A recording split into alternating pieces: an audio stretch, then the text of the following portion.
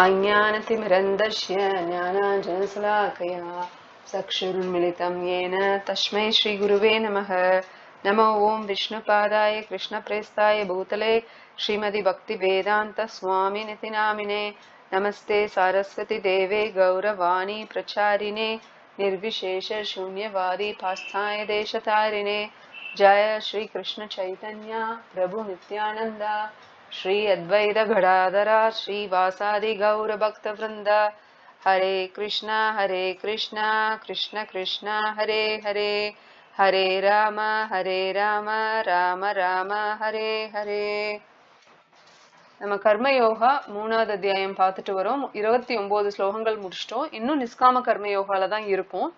கர்ம காண்டால இருந்து அப்படியே சக்காம கர்மயோகா, கர்மயோகாலேயே சக்காம கர்மயோகா, நிஷ்காம கர்மயோகான்னு எல்லாம் இருக்கு இல்லையா? அதுல நிஷ்காம கர்மயோகா எப்படி வந்து இந்த பற்றின்மையா அந்த நம்மளுக்கு வர கர்ம பலத்து மேல பற்றின்மையா எப்படி நம்ம ஒரு செயலை செய்யறோம் அப்படிங்கறத கத்து கொடுக்கறது தான் நிஷ்காம கர்மயோகா. அதனோட மூட் என்னன்னா பக்தியில இருக்கணுங்கிறது தான். அது என்னவா இருந்தாலும் சரி, நம்ம வந்து அது போர் புரியற அர்ஜுனனாவா இருந்தாலும் சரி, வீட்டுல நம்ம ஒட்டடை அடிக்கிறவங்களா இருந்தாலும் சரி, சமைக்கிறவங்களா இருந்தாலும் சரி, எல்லாத்துக்குமே என்ன இருக்கணும் கான்சியஸ் அப்படின்னா கிருஷ்ணா கான்சியஸ். அதாவது பக்தியோட, பகவான் மேல இருக்கிற பக்தியோட நம்ம செஞ்சோம்னா தான் நம்மனால அதை வந்து எப்படி சொல்றதுன்னா பியூரிஃபை, அது மூலியமா பவித்ர அவபவித்ரஹ, பவித்திரமா நம்ம ஆகணும் அப்படின்னு. ஆத்மா எப்பவுமே பவித்திரம் தான், சந்தேகம் இல்லை. ஆனா நம்ம உடல் மூலியமா பல ஜென்மங்கள் வந்து நம்ம பல உடல்கள்ல வந்து வந்து வந்து வந்து அப்படியே எப்படி சூரியனோட ஒளிய வந்து சில நேரம் அந்த மேகங்கள் மறைக்குதோ, மேக கூட்டங்கள் மறைக்குதோ, அது மாதிரி நம்மளோட ஆத்மாவோட பிரகாசம், அந்த ஆன்மீக ஞானத்தோட பிரகாசம் எல்லாம் மங்கி போயிருக்கு. ஏன்னா அது வந்து இன்ஃபெக்ட் கண்டாமினேட் ஆயிருக்கு. இந்த உடல்ல வந்து அந்த ஆசைகள், ஏக்கம், கோபம், குரோதம், இது மத லோபம், ஆச்சரியன்னு சொல்லிட்டு எக்கச்சக்கமான அனர்த்தங்கள் அதெல்லாம் நம்மளை வந்து கவர் பண்ணி இருக்கிறதுனால முக்கியமா இந்த அஞ்ஞானம் தான் நம்மளை கவர் பண்ணுது. அஞ்ஞானம் வந்து நான் கடவுள்னு சொல்லாட்டி கூட நான் வந்து சந்தோஷமா இருக்கணும், எனக்கு கீழே தான் எல்லாரும் இருக்கணும் அப்படிங்கிறது, எல்லாரும் என்னதான் மையமா வச்சு பண்ணணும், இந்த எண்ணம் எல்லாமே வந்து நாத்திகவாதிகளோட எண்ணம் தான். அவங்க பகவானை கும்பிட்டுட்டே இந்த மாதிரி எண்ணம் இருந்தாலும் அது மாயாவதி தத்துவம் தான், நாத்திக தத்துவம் தான் அப்படிங்கிறது ஆச்சாரியர்கள் சொல்றாங்க. சோ இப்ப நம்ம 30வது ஸ்லோகத்துக்கு போவோம். நம்ம அந்த அதாவது தூய்மை அடையணும்னா இந்த மாதிரி கர்ம யோகாவை பக்திய நிலையா நிறுத்தி, புத்தி யோகம்னாலும் பக்திய நிலையா நிறுத்தி மையமா வச்சு பண்ணும்போதுதான் என்ன ஆகும்னா நமக்கு பியூரிஃபை ஆகும். நம்ம திருப்பியும் அந்த ஆத்மாவோட உண்மையான ஞானம், ஆதி ஆத்மா சேத்தசக அப்படின்னு வருவதுல அது மாதிரி நம்மளுக்கு அந்த பியூரிஃபிகேஷன் கிடைக்கும், பவித்திரமாக முடியும். சரி, 30வது ஸ்லோகம். மயி சர்வாணி கர்மாணி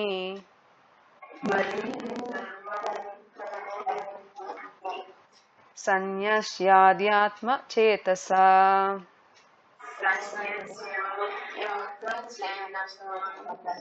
நிராசீர் நிர்மமோ பூத்வா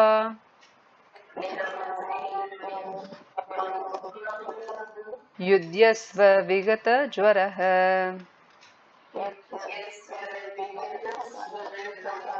சரி, ஒரு முறை படிச்சிடறேன். மயி சர்வாணி கர்மாணி சந்நியாஸ்யாத்ம சேதசா நிராசீர் நிர்மமோ பூத்வா யுத்யஸ்வ விகத ஜ்வரஹ. சரி, படிக்கிறீங்க? செல்வி மாதாஜி நீங்க இதை படிங்க, அடுத்தது அவங்க படிக்கட்டும்.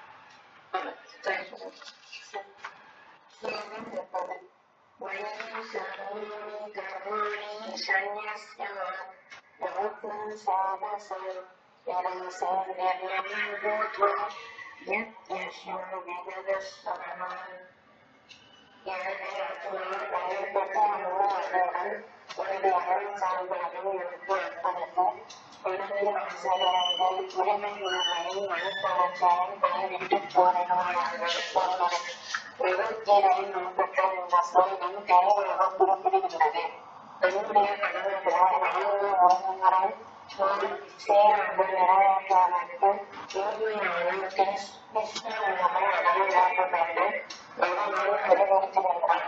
இத்தொடர் கட்டளைகள் நமது செயல்களை சற்று கடினமானதாகவும் இருப்பினும் புத்தரின் மீது நம்பிக்கை வைத்து கடமைகளை ஆற்ற வேண்டும். ஏனெனில் இதுவே ஆத்மாவின் ஸ்வரூப நிலையாகும். பரமபுருஷரின் ஒத்துழைப்பின்றி ஜீவன்கள் மகிழ்ச்சியுடன் இருக்க முடியாது.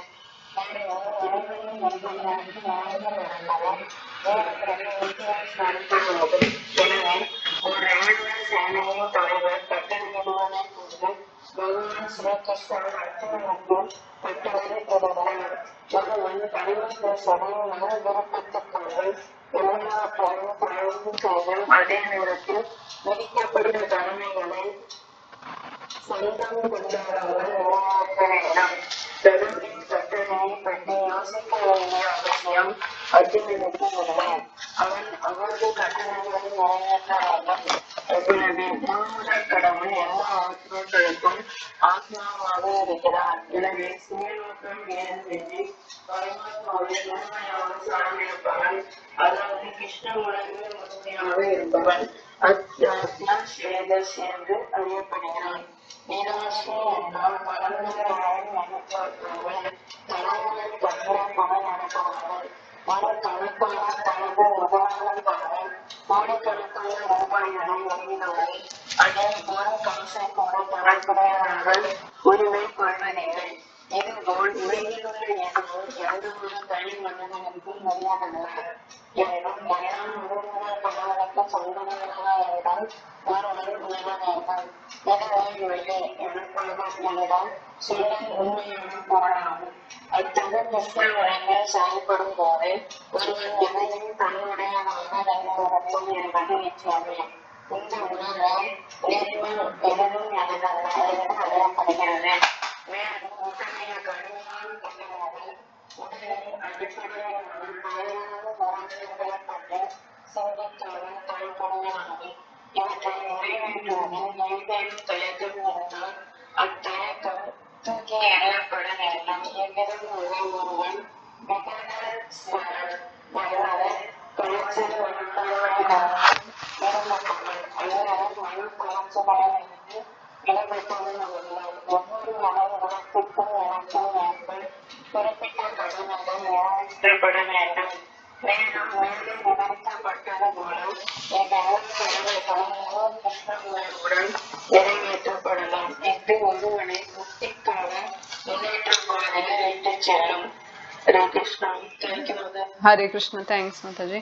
ஸோ இந்த ஸ்லோகத்துல வந்து கிருஷ்ணர் சொல்றது என்னன்னா, மயி சர்வாணி கர்மாணி, நீ பண்ற கர்மங்கள் செயல்கள் எல்லாமே, எல்லா விதமான சர்வாணி அப்படின்னா சர்வம்னா நமக்கு தெரியும் எல்லாம், சர்வாணி எல்லா விதமான கர்மங்கள், கர்மாணினா செயல்கள், மயி என்னிடம், மயி சர்வாணி கர்மாணி எங்கிட்ட நீ அதை வந்து பண்ணுங்கிறதுக்கு சந்நியஸ்ய அத்தியாத்மா சேதசா. சேதசானா அந்த கான்சியஸ்னஸ், அந்த கிருஷ்ணா கான்சியஸ்னஸ்ல நம்ம வந்து அந்த என்ன செயல் பண்ணாலும் சரி அத ஃபுல்லா கிருஷ்ணருக்காக அப்படிங்கிறது, சர்வம் கிருஷ்ண அர்ப்பணம் அப்படின்னு சொல்றோம்ல, அந்த அந்த இதுதான் இங்க அந்த மீனிங்ல தான் வருது இந்த கான்டெக்ட்ல. ஆஃபரிங் ஆல் ஆக்டிவிட்டிஸ், எல்லா எந்த செயல்னாலும் அது எனக்கு அர்ப்பணி. எப்படி அப்படின்னா ஆத்தியாத்மா சேத்தசா, அந்த நாலேஜோட, சும்மா நம்ம அறியாமையில எதையுமே செய்யக்கூடாது. ஸ்ரீல பிரபுபாதரே நம்மளுக்கு சொல்லி கொடுக்கும் போது என்ன பாருன்னா, நான் சொல்றேன் நீ உடனே கேட்டுக்க கூடாது, நீயும் அதை என்கொயர் பண்ணணும், எக்ஸ்பெரிமெண்ட் பண்ண அப்படிம்பாரு. அதுக்காக நம்ம ஃபுல்லா எக்ஸ்பெரிமெண்ட், நம்மளால வேதத்தை ஃபுல்லா நம்ம போய் எக்ஸ்பெரிமெண்ட் பண்ணா நம்மளுக்கு இந்த ஒரு லைஃப் டைம் பத்தாது, பல ஜென்மங்கள் எடுத்து வரணும். அதுக்குதான் நம்ம ஆச்சாரியார் சொல்றத அப்படியே கேட்டுட்டோம்னா அது ஒர்க் ஆகும். எப்படி கெமிஸ்ட்ரி லேப்ல கெமிஸ்ட்ரி டீச்சர் வந்து 2 ஹைட்ரஜன் ஒரு ஆக்சிஜனை கலந்தா தண்ணி வரும், வாட்டர் வரும், H2O அப்படின்னு சொன்னாங்கன்னா நம்ம அதை அப்படியே ஃபாலோ பண்றோம் அந்த ஃபார்முலாவை, உடனே நம்மளுக்கு ரிசல்ட்டும் கிடைக்குது.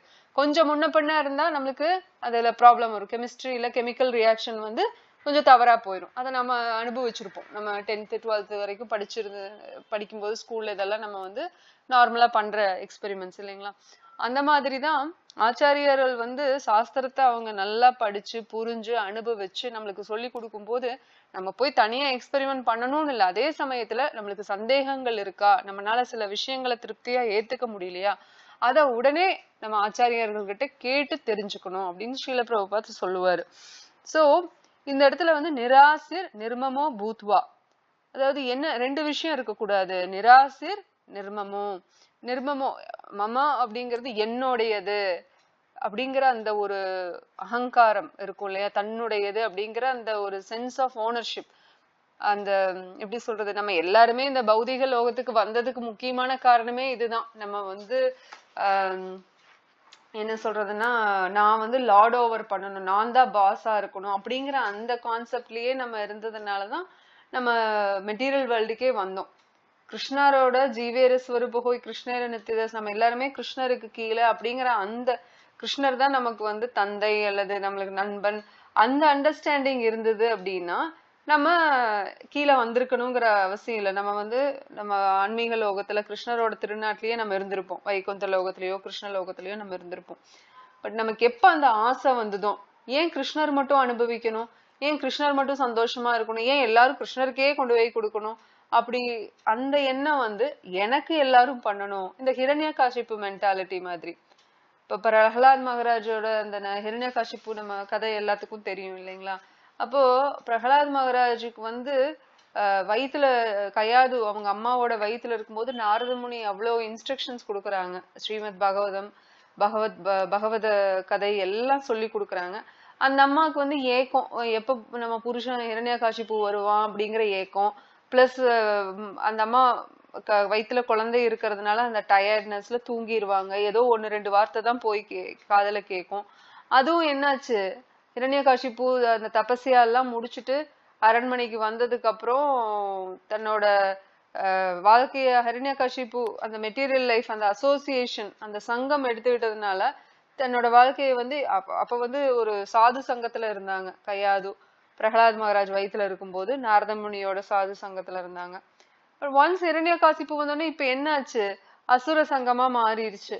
அப்ப சங்கம் வந்து மோசமாகுது, சத்த குணத்துல இல்ல, சுத்த சத்தத்துல இல்ல அந்த அசோசியேஷன் அப்படின்னா, அது தம குணத்திலயோ ரஜகுணத்திலயோ இருந்தது அப்படின்னா என்ன ஆகும், நமக்கு பக்தி வராது. அந்த இடத்துல அந்த அம்மா மறந்துடுறாங்க, அந்த பகவத ஞானம் எல்லாம் கொடுத்த அந்த நாரத முனி சொன்ன இன்ஸ்ட்ரக்ஷன் எல்லாத்தையுமே மறந்துடுறாங்க. ஆனா பிரகலாத் மகாராஜ் அப்படி கிடையாது, அவர் வந்து ஆழமா எடுத்துக்கிட்டு அதை வந்து செயல்படுத்த ஆரம்பிச்சுட்டாங்க, அவங்க மத்தவங்களுக்கு கொடுக்க ஆரம்பிச்சாங்க. அதனாலதான் அவங்க மறக்கல.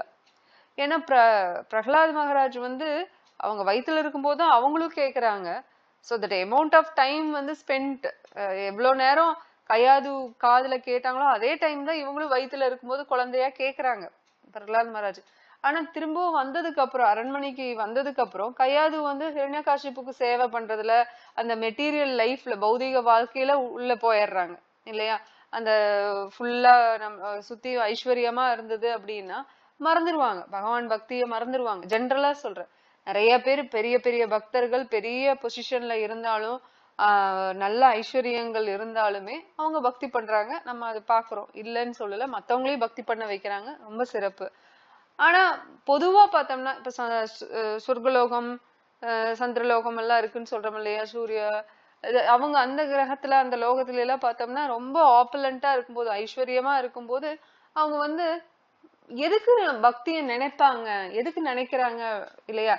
பகவான் நேத்திக்கு சொன்னோம் பாத்தீங்களா, பகவத்கீதையில அர்த்தார்த்தி ஜிக்ஞாசி ஞானின்னு சொல்லிட்டு 4 விதமான புண்ணியம் பண்ண மக்கள் எங்கிட்ட வருவாங்க என்ன நோக்கி அப்படின்னு. அதுல ஒன்னா அவங்களுக்கு வேதனை இருக்கணும், இல்லைன்னா பணம் வேணுங்கிற நெசசிட்டி இருக்கணும், இல்லையா ஏதாவது என்கொயரி பண்றாங்க, இல்ல ஞானியா இருக்காங்க, அந்த மாதிரி ஏதோ ஒரு ஸ்டேஜ்ல இருந்தாதான் தன்னை நோக்கி வர்றாங்க. இப்ப ரொம்ப பணக்காரங்களா இருக்காங்க, எல்லாமே நிறைஞ்சிருக்கு, அப்ப ஏன் கடவுளை பத்தி நினைக்க போறாங்க. ஏதாவது துன்பம் வரும்போதுதான் இயற்கையா ஒருத்தங்க வந்து தனக்கு மேல இருக்கிற சக்தியை யோசிப்பான், ஏன் இப்படி எனக்கு நடக்குதுங்கிற ஒரு கேள்வி வரும். அப்புறம்தான் அடுத்தடுத்த அந்த கேள்விகள்ல வர்ற பதிலெல்லாம் பகவான் பக்தி அப்படிங்கிற விஷயத்த கண்டறியும் இல்லையா.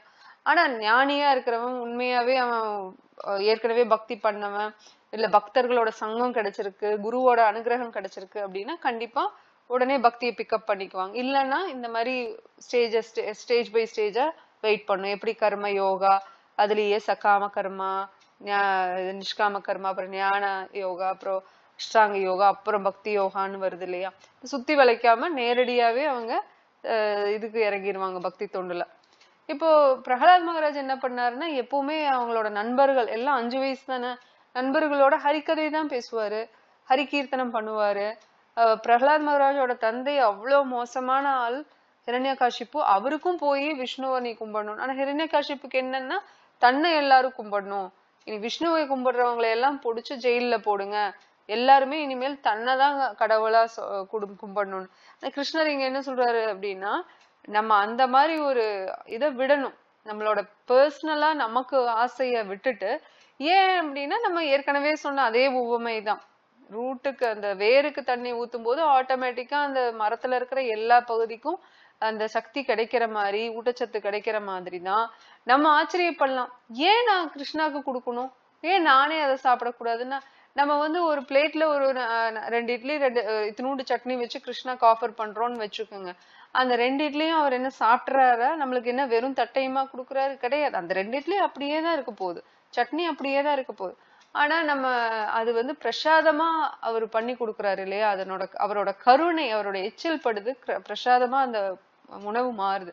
அப்ப அதை நம்ம சாப்பிடும் போது நம்ம ஆட்டோமேட்டிக்கா நம்ம பியூரிஃபை ஆக ஆரம்பிக்கிறோம் இல்லையா. அந்த பவித்திரம் ஆக ஆகதான் எந்த அளவுக்கு நம்மளோட அந்த கிளவுட், அந்த மேக கூட்டம் இந்த சூரியனை மறைச்சிட்டு இருக்க அந்த மேகக்கூட்டம் எந்த அளவுக்கு அப்படியே தனிய ஆரம்பிக்குதோ அப்பதான் வெளிச்சம் தெரிய ஆரம்பிக்கும். அப்பதான் நம்மளோட ஆத்மாவோட இந்த ஜோதி வெளியில வர ஆரம்பிக்கும். அப்ப நம்ம தூய நிலையில, நம்ம ஆத்மாவாகிய நம்மளோட தூய நிலையில இருக்கும்போது நம்ம என்ன பண்ணுவோம்னா பக்தி தொண்டுலதான் ஈடுபடுவோம். இல்லப்பா எனக்கு கீர்த்தனம் எல்லாம் வராதுன்னா பரவாயில்ல, ஜபம் பண்ணுங்க. எனக்கு கிருஷ்ணருக்கு சமைக்கவெல்லாம் தெரியாது, ஏதோ இதுதான் பண்ண தெரியும், பூ கட்ட தான் தெரியும்னா அதை கட்டி கொடுங்க. எது பண்ண முடியுதோ, நம்ம சாப்பிட்றதுக்கு முன்னாடி பகவானுக்கு ஆஃபர் பண்றது எல்லாமே, நம்ம தான் ஓனர் அப்படிங்க இல்லாம, நிர்மமோ பூத்வா, நம்ம தான் ஓனருங்கிறது மாதிரி அந்த ஃபீலிங் இல்லாம நம்ம இது பண்ணணும், செயல்ல இறங்கணும். இந்த இடத்துல கிருஷ்ணர் யாருக்கு இந்த அறிவுரை சொல்றாரு? அர்ஜுனன் மூலியமா நமக்கு சொல்றாரு. யுத்தியஸ்வ விகத ஜ்வரஹ. என்ன பண்ணும் அப்படின்னா, இந்த மாதிரி தேவையில்லாத இந்த இதிலிருந்து வெளியில வா, இந்த மாதிரி ஒரு மனத்தளர்ச்சியிலிருந்து வெளியில ஜுவரம்னா காய்ச்சல் அந்த மாதிரின்னு வச்சுக்கோங்களேன், இல்ல தளர்வு. இந்த இடத்துல விகத ஜ்வர அப்படின்னா அந்த மாதிரி மனத்தளர்ச்சியிலிருந்து வெளியில வா. என்ன பண்ணணும்? யுத்தியஸ்வ, போரிடு அப்படின்னு சொல்றாரு கிருஷ்ணன். நம்ம என்ன பண்ணணும்? நம்ம போரிட போறோமா? இல்ல. கிரகஸ்தர்களா இருந்தா வீட்டுல குடும்பத்தை பார்த்துட்டு இருக்க போறோம். சன்னியாசியா இருந்தா போய் பக்தி தொண்டுல ஈடுபட போறோம், மத்தவங்களுக்கு பக்தி கொடுக்கறதுல நாட்டம் காணிக்க போறோம். அந்த மாதிரி நம்ம யாரா இருந்தாலும் சரி, கிரகஸ்தரா இருந்தாலும் சரி, சன்னியாசியா இருந்தாலும், பிராமணா இருந்தாலும், பிரம்மச்சாரியா இருந்தாலும், வைஷ்யாவா, சூத்ராவா, சத்திரியா, யாரா இருந்தாலும் சரி, அந்த வர்ணாசிரமத்துல எந்த வர்ணத்துல எந்த ஆசிரமத்துல இருந்தாலும் நம்ம செயலை பகவானுக்காக அப்படின்னு பண்ணும்போது நமக்கு என்ன ஆகும் அப்படின்னா, அதை நம்ம அடுத்த ஸ்லோகத்துல பார்ப்போம், நம்மளுக்கு என்ன ரிசல்ட் கிடைக்கும் அப்படிங்கறதுல.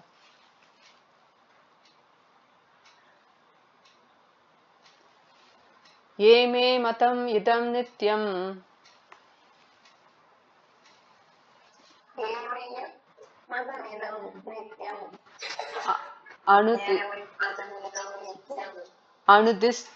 அனுதிஷ்டந்தி மானவாஹ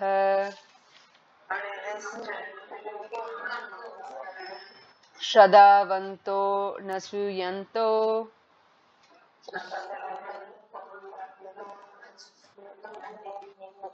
முச்யந்தேதி கர்மபிஹி.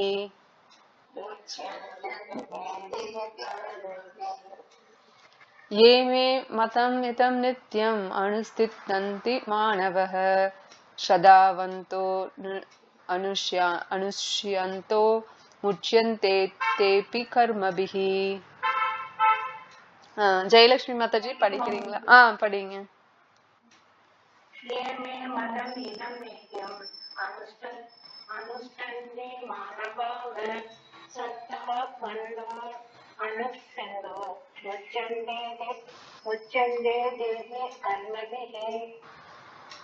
யாரெல்லாம் என்னுடைய இந்த அனுமதிகளை படைத்து அல்லது கடமைகளை நிறைவேற்றுகிறார்களோ, யாரெல்லாம் இவற்றை பொறாமையின்றி நம்பிக்கையுடன் பின்பற்றுகிறார்களோ அவர்கள் பல நோக்கு செயல்களின் பந்தத்திலிருந்து விடுதலை செய்கின்றனர்.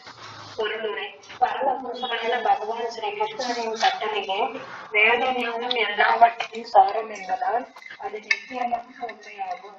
வேதமும் நிச்சயமானவை. அதுபோலவே கிருஷ்ணனுமே இந்த உண்மையிலும் முக்கியமானதாகும். பொறாமை கொள்ளாமல் இத்தகைய கட்டளைகளில் பகவான் ஸ்ரீ கிருஷ்ணரிடம் நம்பிக்கையில்லாத எண்ணற்ற தத்துவவாதிகள் கீதைக்கு உரையாடுகின்றன. செயல்களின் விளைவுகள் என்னும் பந்தத்திலிருந்து அவர்கள் விடுதலை பெறுகிறார்களே இல்லை. அதே சமயம் இறைவனின் சட்டங்களில் அசையாத நம்பிக்கையுடைய சாதாரண மனிதனும் கர்ம விதிகளின் யோகங்களிலிருந்து விடுபட முடியும். கிறிஸ்தவர்களின் ஆரம்பத்தில் இறைவனின் ஆணைகளை முழுமையாக நிறைவேற்றுவதற்கு இயலாவதையும் உறுதியையும் நம்பிக்கையின்மையையும் கருதாத எதிர்ப்பின்மை கொள்கைகளை பின்பற்றி உடைப்பதால் சூரிய கிருஷ்ணன் ஒருவர் நிலைக்கு உயர்வு பெறுவது இல்லை. ஹரே கிருஷ்ணா. தேங்க்ஸ் மாதாஜி.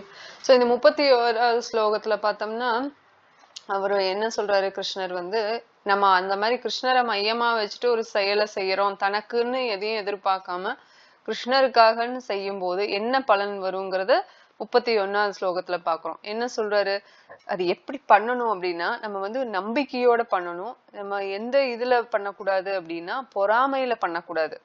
ஒரு செயலை செய்யறோம் அப்படின்னா கடவுள் வந்து சொல்றாரு, வேதத்துல சாஸ்திரத்துல எல்லாமே பகவான் சொன்னது எல்லாமே சாஸ்திரத்துல இருக்கு, நம்ம பகவத்கீதையில படிச்சுட்டு வரோம். இதுபடி செய்யும் போது ஃபர்ஸ்ட் நம்பிக்கை வேணும். அதே மாதிரி என்ன இருக்கக்கூடாதுன்னா பொறாமை இருக்கக்கூடாது. அப்படி பண்ணும்போது அந்த செயலை இந்த மாதிரி ஒரு கான்சியஸ்ல பண்ணும்போது நம்மளுக்கு என்ன பலன் கிடைக்கும்னா கட்டுண்ட நிலையிலிருந்து நம்ம வெளியில வருவோம். நம்மளுக்கு இந்த பிறவியில இந்த உடல்ல இருக்கும் போதே நம்மளுக்கு முக்தி அடைந்த நிலை நம்மளுக்கு உணருவோம். நிறைய நித்திய பந்து இது நித்திய சித்தாஸ்ன்னு இருப்பாங்க. பகவானோட நித்திய பக்தர்கள் எல்லாம் வந்து ஆச்சாரியர்களா பெரிய குரு பரம்பரையில குரு சீட பரம்பரையில வர குருக்களா நம்மளுக்கு வர்றாங்க இல்லையா. அவங்க எல்லாம் எதுக்கு வர்றாங்கன்னா கருணையோட நம்மள திருப்பியும் பகவான் கூட சேர்த்து வைக்கணும் அப்படிங்கறக்காக வர்றாங்க. அப்ப அவங்க மானிட பிறவி எடுத்து வர்றாங்க.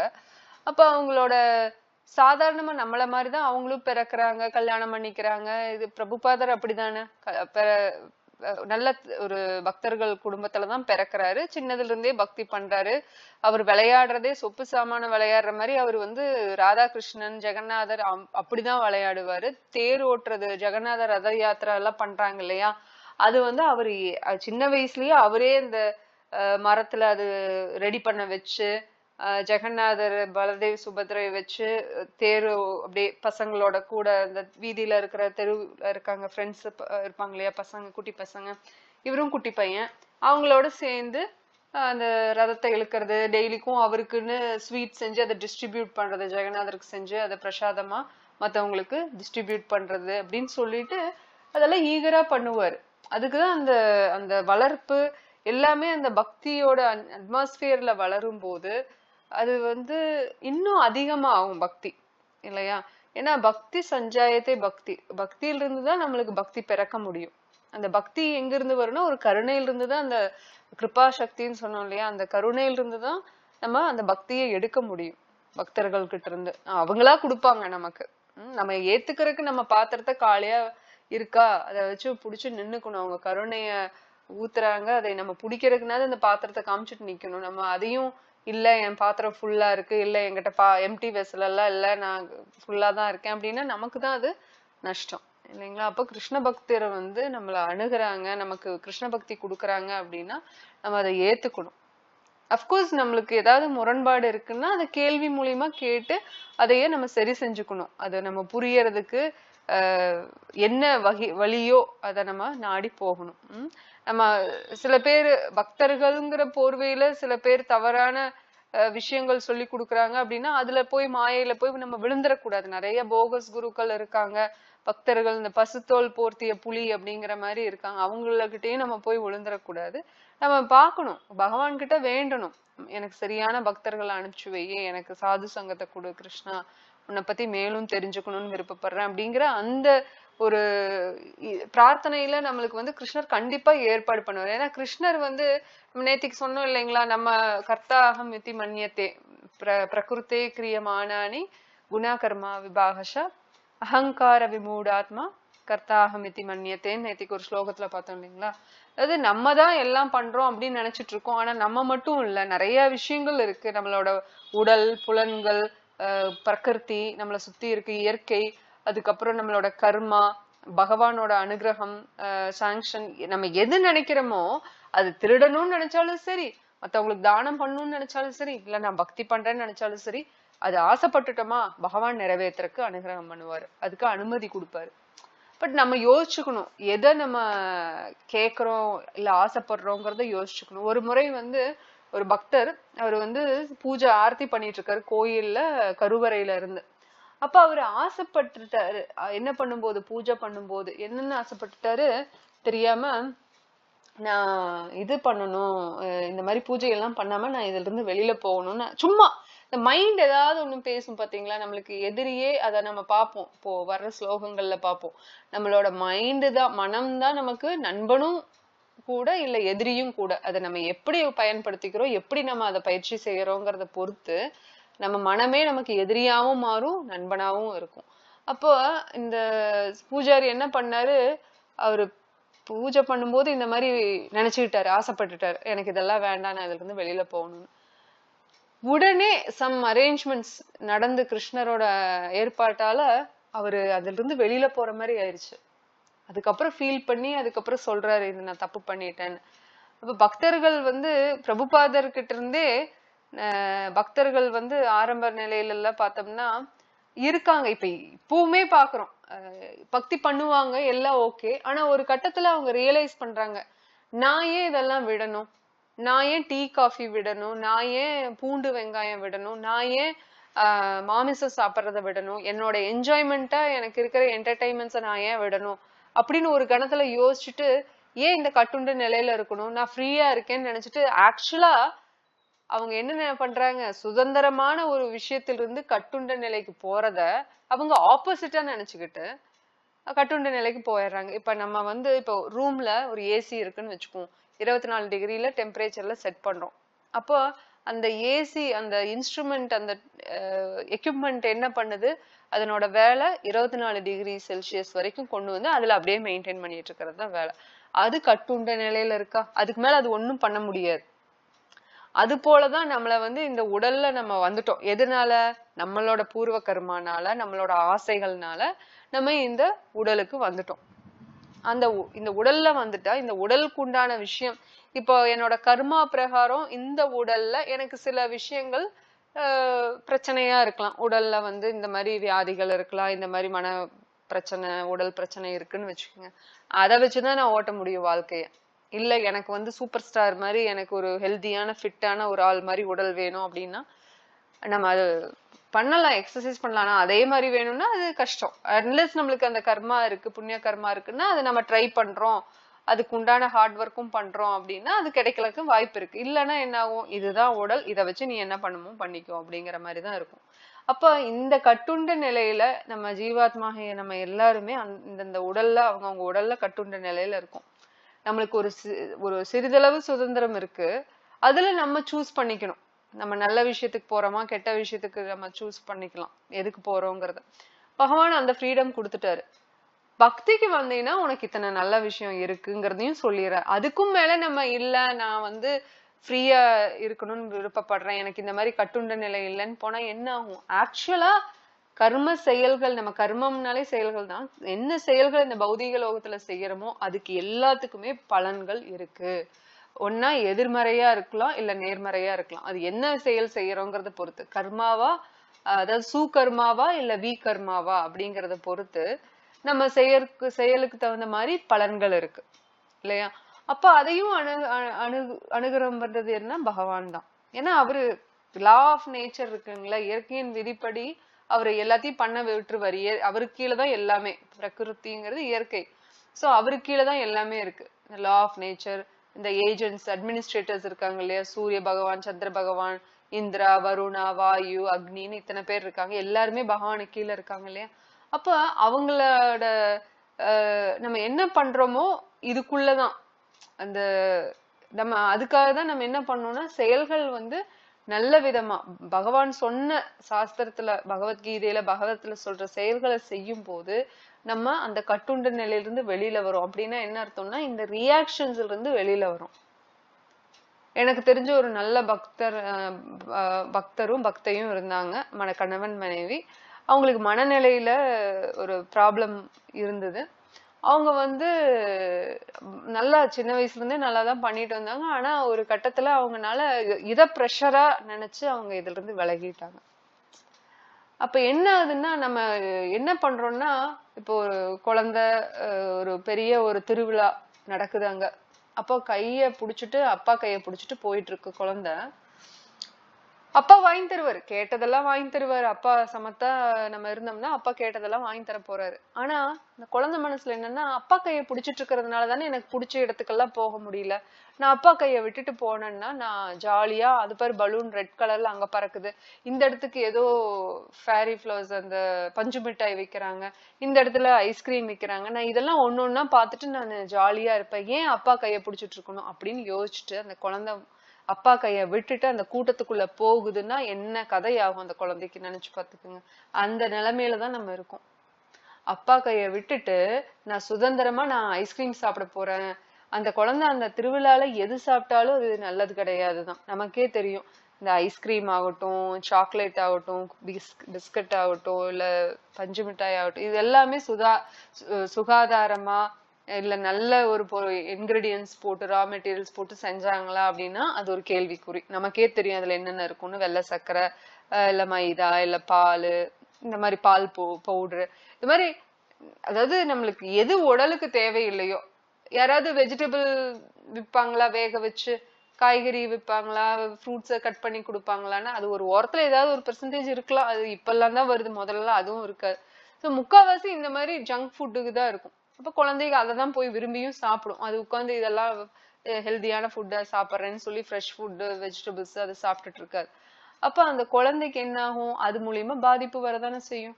அது சாப்பிட்றதுக்கு மூலியமா அதுக்கு ரிசல்ட் என்ன ஆகும், வயிறு சரியில்லாம போறது.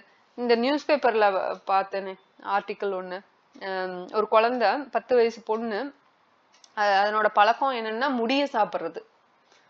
அது இது மாதிரி தினசரி யாருக்கும் தெரியாம முடி எடுத்து எடுத்து சாப்பிட்டு 1/2 கிலோ முடி ரவுண்டா பால் மாதிரி ஆகி வயிற்றுல போய் உட்கார்ந்து சிக்கிருச்சு. அது ஏன்னா டைஜஸ்ட் ஆகாது. முடி வந்து நம்ம டைஜஸ்டிவ் பவர் இல்லை. இது மாதிரிதான் மாமிசத்துக்கும் டைஜஸ்டிவ் பவர் வந்து மெட்டபாலிக் சிஸ்டம் நம்ம கிட்ட இருக்கு இல்லைங்களா ஹியூமன்ஸுக்கு. இப்ப அனிமல்ஸ் வந்து ஒரு விலங்கு இன்னொரு விலங்கு சாப்பிடுது அப்படின்னா அதனோட பல்லும் சரி, அதுக்கு கெனைன் டீத் இருக்குன்னு சொல்லுவாங்க இல்லையா, அதுக்கு வந்து அதுக்கு தகுந்த மாதிரி பல்லு இருக்கு, அதை அரைச்சு முழுங்கறதுக்கு உண்டான அதுக்கு அந்த இது இருக்கு, அந்த வாயில பல்லு இருக்கு. அதே மாதிரி டைஜஸ்ட் பண்ற சிஸ்டம் வயிற்றுல அதுவும் வந்து அதுக்கு அந்த செட்டப் எல்லாம் அரேஞ்ச் ஆயிருக்கு இயற்கையின் விதிப்படி. ஆனா நம்ம அந்த அனிமல் சாப்பிட்ற மாதிரி இந்த விலங்கு அந்த விலங்கு சாப்பிடுதா, நானும் அந்த விலங்கு சாப்பிட்றேன் அப்படின்னு சாப்பிடும் போது என்ன ஆகும்னா நம்மளுக்கு அந்த அளவுக்கு அரைக்கக்கூடிய பல்லு இல்லை ஒண்ணு, கெனைன் டீத்துங்கிறது. அதே மாதிரி நம்மளோட டைஜஸ்டிவ் சிஸ்டமும் அந்த அளவுக்கு எஃபெக்டிவா ஒர்க் ஆகாது. அப்போ ஒரு வெஜிடபிளை சாப்பிட்டு ஒரு ஃப்ரூட்ஸை சாப்பிட்றோம், ஒரு 4 மணி நேரத்துல டைஜஸ்ட் ஆகுது, அடுத்த நேரத்துக்கு நம்ம சாப்பிட்றதுக்கு ரெடி ஆகுது வயிறு.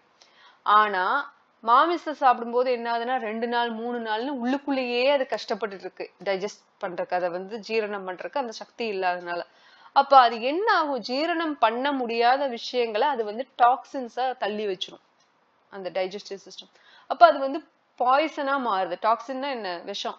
அது வந்து விஷமா உள்ளேயே நமக்குள்ளேயே அந்த விஷங்கள் வந்து இருக்கிறதுனாலதான் நமக்கு சில சிம்டம்ஸ் வந்து பல ஆண்டுகள் கழிச்சு இந்த வியாதி அந்த வியாதிங்கிறத நம்ம அனுபவிக்கிறோம். ஏன்னா உடலுக்கு உண்டான சக்தி என்ன கிருஷ்ணர் கொடுத்திருக்காரு அப்படின்னா நம்மளே ஹீல் பண்ணிக்கிற சக்தி, நம்மளே பாதுகாக்கிறது, ஹீலிங் பண்றது, இந்த வியாதியிலிருந்து குணப்படுத்து, அது ஆரம்ப நிலையிலேயே அது குணப்படுத்த ஆரம்பிச்சோம்.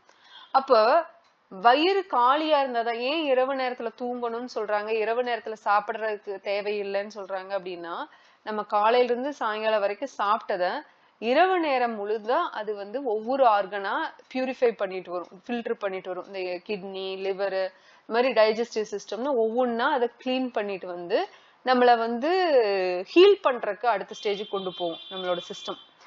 இப்போ வயிற்றுலயே ஆல்ரெடி இன்னும் ஃபுட்டு நம்ம சாப்பிட்டது இருக்கு. மாமிசம் எல்லாம் 2 நாள் ஆகும்னு சொன்னேன் இல்லையா, 2 நாள் 3 நாள் ஆகுது அப்படின்னா, அப்ப அது என்ன பண்ணும்னா பிரெயின் என்ன சிக்னல் கொடுக்கும், இன்னும் அந்த சாப்பிட்ட சாப்பாடு ஃபுட்டு இன்டேக் வந்து இன்னும் டைஜஸ்ட் ஆகல அப்படின்னு சிக்னல் கொடுத்து டைஜஸ்டிவ் சிஸ்டத்தை நீ மறுபடியும் ஒர்க் பண்ணுன்னு அது ஓவர்லோட் ஆயிட்டே இருக்கும்.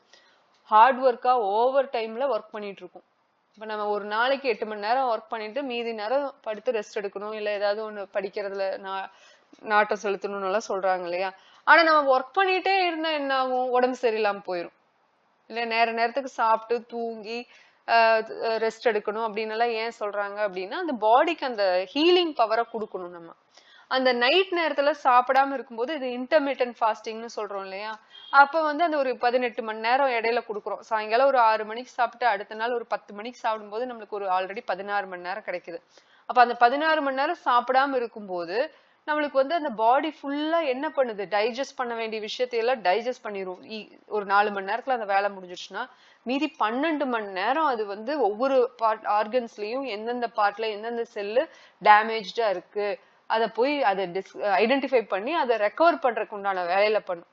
ஆனா அதை நம்ம விடாம சாப்பிடுற விஷயத்தையே நம்ம வச்சுட்டு இருந்தோம்னா என்ன ஆகும், அதையவே உட்காந்து அது டைஜஸ்ட் பண்றதுக்கு ட்ரை பண்ணி டைஜஸ்டும் ஆகாம அது டாக்ஸின்ஸா மாறி திருப்பியும் இன்னொரு ஃபுட்டு வர ஆரம்பிச்சிடும். அடுத்த நாள் இன்னொரு செட் ஆஃப் இதோ மாமிசம் சாப்பிட்றாங்கன்னு வச்சுக்குவோம். அப்ப அதுவும் தங்க ஆரம்பிச்சிடும். அப்ப அக்குமுலேட் ஆகி என்ன ஆகும், பாய்சன் வந்து அதிகமாகி நோய்களா வெளியில வரும். ஸ்கின் டிசீஸ், அப்புறம் அந்த டிசீஸ் இந்த டிசீஸ்னு வெளியில வர ஆரம்பிச்சிடும். ஸோ இந்த பொண்ணு என்ன பண்ணுச்சு, இந்த மாதிரி அந்த முடிய சாப்பிட்றதுல முடி டைஜஸ்ட் ஆகாதனால அது பால் மாதிரி அப்படியே சுத்தி வந்தோடனே அந்த புள்ள கொஞ்சம் நாளாவே என்னாச்சு, அது எதுவுமே சாப்பிடாம சாப்பிட்டா வாந்தி எடுக்கிறது, உடல் வந்து ரொம்ப வெயிட் லாஸ் ஆகுறதுன்னு சொல்லிட்டு பல பிரச்சனைகள் வந்து பிரைவேட் ஹாஸ்பிட்டல்ல போனதுக்கு அப்புறம் அது டிடெக்ட் பண்ணி கடைசியில இதுன்னு சொல்லி சர்ஜரி பண்ணி அந்த முடியை எடுத்திருக்காங்க. சோ என்னென்னமெல்லாம் விசித்திரமா பண்றாங்க பாருங்களேன். ஆதி ஆத்மீக, ஆதி பௌதிக, ஆதி தெய்வீகன்னு 3 விஷயம் இருக்கு பாத்தீங்களா. ஆதி ஆத்மீகன்னா என்ன, நம்மளுக்கு நாமளே பிரச்சனைகளை கொடுத்துக்கிறது, மன மூலியமாவோ உடல் மூலியமாவோ. இந்த குழந்தை என்ன பண்ணுச்சு, தேவையில்லாம தனக்கு தானே பிரச்சனையை கொடுத்து வச்சு வியாதிய. ஆதி பௌதிகன்னா மத்தவங்க மூலியமா. அந்த ஒரு இன்னொரு ஆர்டிக்கல் நேத்திக்கோ முந்தானேத்தோ வந்துச்சு, டாக்டரை போய் பார்க்க போன பேஷண்ட் அந்த டாக்டர் அம்மாவை ஈவினிங் டைம் வெளியில பேஷண்ட்ஸ் எல்லாம் இருக்காங்க, இந்த அம்மா கிளினிக் அந்த அம்மாவோட ரூம்ல போய் அந்த பேஷண்ட்டை செக் பண்ணிட்டு இருக்கும்போது அந்த அம்மாவோட கைய கட்டி போட்டு என்னமோ வாயில கர்ச்சீஃப் அந்த மாதிரி ஏதோ வச்சுட்டு இந்த பேஷண்ட் ஆள் என்ன பண்ணா அந்த அம்மாவை வந்து பலாத்காரம் பண்ண ஆரம்பிச்சிட்டான். இது ஆதி பௌதிகம், மத்தவங்கனால பிரச்சனை வர்றது. அந்த அம்மா சிவனேன்னு டாக்டர் தொழில் தான் பார்த்துட்டு இருக்குது. இந்த ஆள் பாட்டுக்கு பேஷண்டா போய் இப்படி ஒரு மனம் குழப்பத்துல காமத்துல இந்த மாதிரி ஒரு வேலையை பண்ணிட்டா. அதுக்கப்புறம் அந்த அம்மா எப்படியோ தப்பிச்சு ஓடி வெளியில வந்தோடனே எல்லாரும் புரிஞ்சுக்கிட்டாங்க என்ன நடந்திருக்கும் உள்ளன்னு.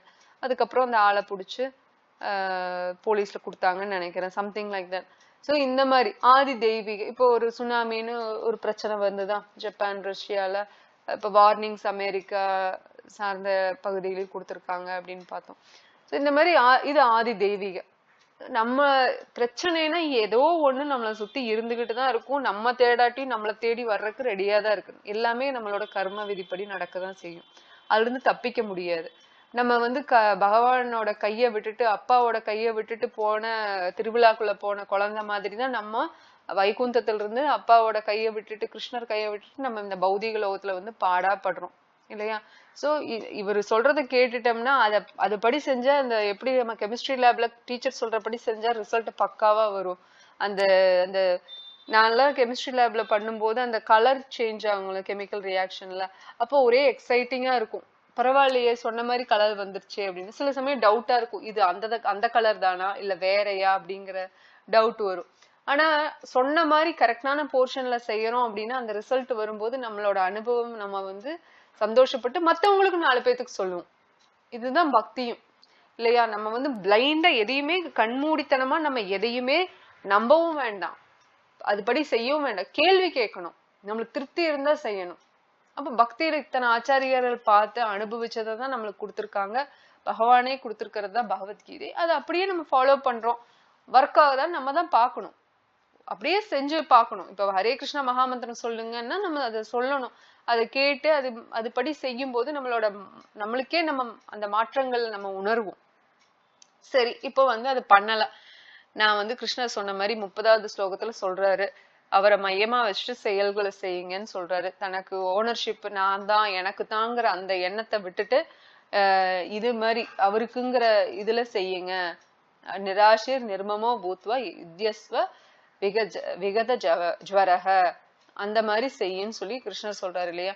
நான் செய்யல அப்படின்னா என்ன ஆகும் அப்படின்னா கட்டுண்ட நிலையில நம்ம இருப்போம்.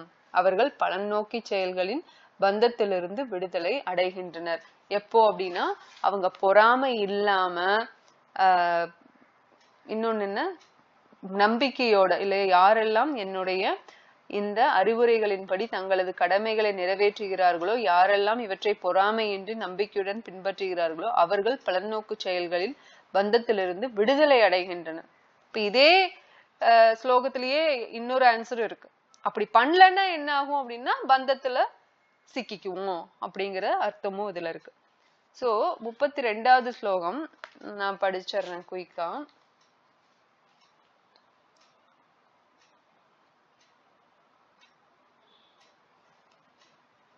ஏத்வே ஏதாத் அப்யசூயந்தோ நானு திஸ்தந்தி மே மதம் சர்வஞான விமூடாம்ஸ்தான் வித்தினஸ்தான் அச்சேதசஹ.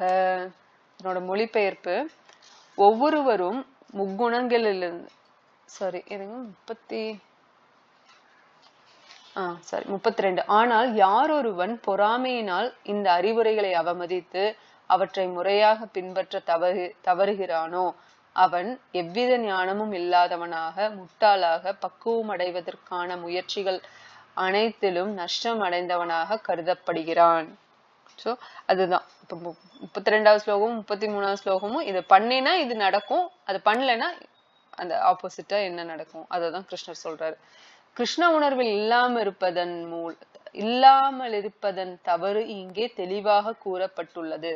உயர் ஆளுநரின் ஆணையை மீறி நடப்பவனுக்கு எவ்வாறு தண்டனை அளிக்கப்படுகிறதோ அதே போன்று புருஷோத்தமரான முழுமுதற் கடவுளின் ஆணையை மீறுபவர்களுக்கும் தண்டனை உண்டு. நம்ம உடனே என்ன கிருஷ்ணா இப்படி பண்றாரு, தண்டனை எல்லாம் கொடுக்கறாரு, போலீஸ் திருடனுக்கு இது பண்ற மாதிரினா, இயற்கையின் விதி அப்படிதான் அமைக்கப்பட்டிருக்கு. அதை ஃபாலோ பண்ணிதான் மன்னர்கள் அந்த தண்டனை கொடுக்கற அந்த சிஸ்டத்தை ஃபாலோ பண்ணாங்க. அதுக்கப்புறம் தன்னாட்சி இந்த கவர்மெண்ட் இப்ப இருக்கிற லீடர்ஸ்ன்னு அத கவர்மெண்ட்ங்கிறது அப்படியேதான் ஃபாலோ பண்ணிட்டு வர்றாங்க. என்ன இடையில அந்த கரப்ஷன் அது இதுன்னு நடந்தாலுமே அந்த சிஸ்டம் அதை தான் ஃபாலோ பண்ணிட்டு, ஒரு தவறு செய்யறாங்களா அவங்களுக்கு அந்த தண்டனை கொடுக்கணும், அப்பதான் அவங்க திருந்துவாங்க.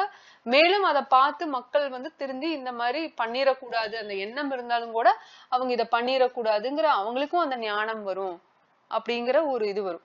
இப்ப பேப்பர்ஸ்ல நியூஸ் பேப்பர்ஸ்ல எல்லாம் பார்த்தோம்னா நிறைய இடங்கள்ல தற்கொலை பண்ணிக்கிறாங்கன்னு நம்ம ஏற்கனவே அதை சொல்லியிருக்கோம் ஒரு முறை. இன்னொரு காரணம் சூதாட்டம். பாத்தீங்கன்னா புலால் உண்றது, அதாவது மாமிசம் சாப்பிடுறது, போதை பொருட்கள் எடுத்துக்கிறது, அதுக்கப்புறம் சூதாட்டம், தகாத பாலுறவு. பாத்தீங்கன்னா இந்த நியூஸ் பேப்பர்ல நம்ம ஏற்கனவே இது சொல்லியிருக்கோம்ல, நாளும் தான் சுத்தி சுத்தி சுத்தி சுத்தி வருது. இது எல்லாமே ஒரு தமகுணத்துல இருக்கிற செயல்கள் இல்லையா. அதுல இருந்து நம்ம சத்துவகுணத்துக்கு வரணும் அப்படின்னா நம்ம கண்டிப்பா நம்ம முயற்சி எடுத்தாதான் வர முடியும். சரி, பூர்வ கர்மா இருக்கு, நான் ஒன்னும் பண்ண முடியாது அதனாலதான் அனுபவிக்கிறேன்னா, நம்ம கர்மா கட்டங்களை மாத்தக்கூடிய சக்தி பக்திக்கு மட்டும்தான் இருக்கு, பரோ தர்மத்துக்கு மட்டும்தான் இருக்கு. இல்ல நான் தர்ம வழியில போறேன்ப்பா, நான் இனிமேல் நான் நல்லதுதான் செய்வேன், கெட்டது செய்ய மாட்டேன், நான் தானம் தர்மம் பண்றேன் அப்படின்னு எல்லாம் சொன்னாலுமே அது பத்தாது, அது தேவையே இல்லை. ஆக்சுவலா நீங்க அதெல்லாம் பண்ண வேண்டாம், பக்திங்கிற பரோ தர்மத்தை பண்ணாலே போதும். சவை பும்சாம் பரோ தர்மம். அப்ப கிருஷ்ணருக்கு பக்தி பண்ணாலே போதும். அதுதான் ஸ்ரீமத் பகவதமும் நம்மளுக்கு சொல்லி கொடுக்கறது அதுதான். அப்போ இந்த இடத்துக்கு அவ்வாறு கீழ்ப்படியாத மனிதன் எவ்வளவு பெரிய நபராக இருந்தாலும் தனது சூன்யமான இதயத்தினால் தன்னை பற்றியும் பரபிரம்மனை பற்றியும் பரமாத்மாவை பற்றியும் பகவானை பற்றியும் அறிவதில்லை. எனவே வாழ்வின் பக்குவ நிலையை அடைய அவனுக்கு கதியே இல்லை. கிருஷ்ணர் இப்படி சொன்னாலுமே பக்தர்கள் விடமாட்டாங்க. எவ்வளவு மோசமான ஆளா இருந்தாலும் சரி, அவங்கள போய் அவங்களுக்கு என்ன எப்படி நல்லது பண்ணலாம், எப்படி அவங்களுக்கு கிருஷ்ணரை கொடுக்கலாம் அப்படிங்கறதுல அவங்க ரொம்ப நாட்டமா இருப்பாங்க. கிருஷ்ணர் என்னமோ சொல்லிடுறாரு, இவங்களுக்கு வேற வழியே இல்லை, இவங்க நரகத்துக்கு போவாங்க, இந்த மாதிரி எல்லாம் செய்யறாங்கன்னு சொன்னாலுமே பக்தர்கள், கிருஷ்ணரோட பக்தர்கள் எப்படி கருணைன்னா அவரை விட கருணையா இருப்பாங்க. சவை பும்சாம் பரோதர்மோ யதோ பக்திர் அதோக்ஷஜே, அந்த அதோக்ஷஜனுக்கு நம்ம பக்தி பண்ணணும். அஹைத்துக்கி அப்ரதீஹதா யயாத்மா சுப்ரசீததி. அப்ப என்ன ஆகும் அப்படின்னா, அந்த மாதிரி பக்தி பண்ணும்போது பகவானுக்கு அந்த சவை பும்சாம் எல்லா ஜீவராசிகளுக்கு உண்டான தர்மம் என்ன அப்படின்னா, அந்த பக்தி தொண்டுல யதோ பக்திர் அதோக்ஷஜே, அந்த அதோக்ஷஜனுக்கு நம்ம பக்தி பண்றது. அப்ப என்ன ஆகும் அப்படின்னா, அஹைத்துக்கி அப்ரதீஹதா, எப்படி பண்ணணும் பக்தி அப்படின்னா, நம்ம ஸ்டாப் பண்ணாம நம்ம இந்த ஒரு விஷயம் வந்ததுன்னா நம்மள டிஸ்டர்ப் பண்ணுச்சுன்னு வைங்களேன், ஏதோ ஒரு விஷயம் நடக்குது நம்ம வாழ்க்கையில, இது டிஸ்டர்ப் ஆயிடுச்சு, இது நல்லபடியா நடந்ததுக்கு அப்புறம் நான் பக்தியை கண்டினியூ பண்றேன்ப்பா அப்படின்னு சொல்றது. அப்புறம் ஏதோ ஒரு விஷயத்துக்காக பண்றது, எனக்கு ஒரு நல்ல கவர்மெண்ட் வேலை கிடைக்கணும்ப்பா, இல்ல நான் ஒரு நல்ல பெரிய லாயர் ஆகணும், இல்ல பெரிய கிளினிக் வைக்கணும், இந்த மாதிரி ஏதோ ஒண்ணு, ஒரு உதாரணங்களுக்கு தான் சொல்றேன். இந்த மாதிரி ஒரு மோட்டிவேஷனோட பண்றது. பக்தி எப்படி இருக்கணும் அப்படின்னா, அன்மோட்டிவேட்டட் அன்இன்டரப்டடா இருக்கணும். அப்பதான் நம்மளோட ஆத்மா திருப்தியா இருக்கும். அந்த பக்தி பண்றதுல நம்மளுக்கு திருப்தியான ஒரு உணர்வும் கிடைக்கும். ஏதோ ஒரு தடங்கள் வருது அப்படின்னா நம்ம அதை விட்டுட்டு பக்தியை கன்டினியூ பண்ணும். சரி, எல்லாமே கிருஷ்ணரோட ஏற்பாடு, நம்ம பக்தியை நம்ம என்ன பண்ணுமோ கன்டினியூ பண்ணணும் அப்படிங்கிற அந்த எண்ணத்துல இருந்துட்டோம்னா நம்மளுக்கு பிரச்சனை இல்லை. இல்லைன்னா என்ன ஆகும் அப்படின்னா, அந்த தடங்களோடையும் எதிர்பார்ப்போடையும் செய்யும் போது அந்த பக்தி நம்மளுக்கு திருப்தியை கொடுக்க போறது கிடையாது. கண்டிப்பா பக்தி நம்மளுக்கு பக்தியே பண்ணாம இருக்கிறதுக்கு பக்தி பண்றது எவ்வளவோ நல்லதா இருந்தாலுமே, இந்த மாதிரி பக்தி பண்ணும் போதுதான் நம்மளோட அந்த அனுபவம் நல்லா இருக்கும். இந்த பக்திங்கிற அந்த அனுபவம் எப்படி இருக்கும்னா நல்லா இருக்கும். தீவிரேன பக்தி யோகேன யஜதே புருஷம் பரம். அந்த பரம புருஷனுக்கு, பகவானுக்கு நம்ம தீவிரமா பக்தி பண்ணணும் அப்படின்னு சொல்லுது. பகவதத்துல பாத்தீங்கன்னா அழகா எப்படி பக்தி பண்ணணும், பகவத்கீதை எப்படி வாழணும்னு சொல்லி கொடுக்குதுன்னா, பகவதம் எப்படி சாகணும் அப்படிங்கறதையும் சொல்லி கொடுக்கும். அதுதான் இந்த 2 சாஸ்திரத்தோட சிறப்பு. சரி, நம்ம இதோட இன்னைக்கு முடிச்சுட்டு நாளைக்கு கன்டினியூ பண்ணுவோம்.